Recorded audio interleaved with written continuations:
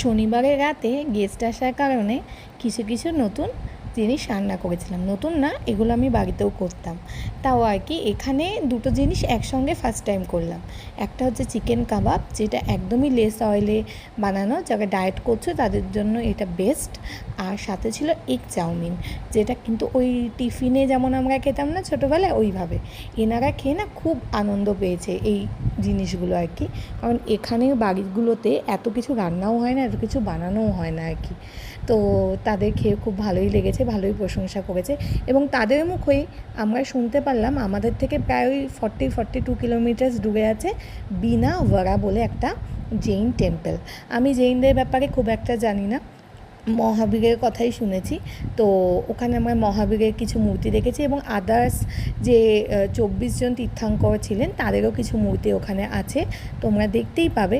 যাওয়ার রাস্তাটাও বেশ সুন্দর, কিন্তু যেতে যেতে হয়ে গেছিলো সন্ধে, কারণ 1 ঘন্টা মতো লেগেছিলো। 1 ঘন্টা, হ্যাঁ 1 ঘন্টা 10 মিনিট এরকম। 1 ঘন্টা ধরেই চলো, কারণ 10 মিনিট এদিক ওদিক তো হয়, কিন্তু 1 ঘন্টাই লাগে স্কুটি করে যেতে। আর এটা কিন্তু একদম বলবো না কোনো শহরে, আমাদের ওখান থেকে বেরিয়ে একটা ছোট্ট শহর মতো আছে, সেটার ভিতরে আবার একটা গ্রাম আছে, সেই গ্রামের মধ্যে হচ্ছে এই জৈন টেম্পল। খুব সুন্দর লাগছিলো সন্ধেবেলা, দৃশ্যটা খুবই সুন্দর। আমরা একদম টপ যে টপ ফ্লোর বলবো না, ওখানে টপেও একটা টেম্পল মতোই করা। তো ওইখানে গেলাম, ওখান থেকে আবার কানেকটিভ আরেকটা ছাদে আছে, ওখানেও গেলাম।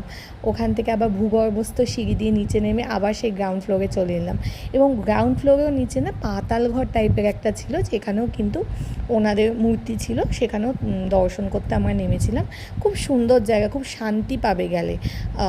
আর ভীষণ হাওয়া দিচ্ছিলো, আর এত মানে বিচ্ছিরি গরম এখানে, তার মধ্যে এই হাওয়াটা না আমাদের মনটাকে পুরো শান্তও করে দিচ্ছিলো।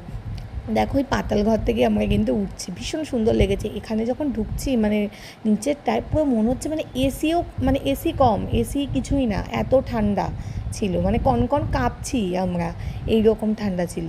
যা হয় আর কি, মাঠে অতটা নিচে গেলে তো এরকমই হবে।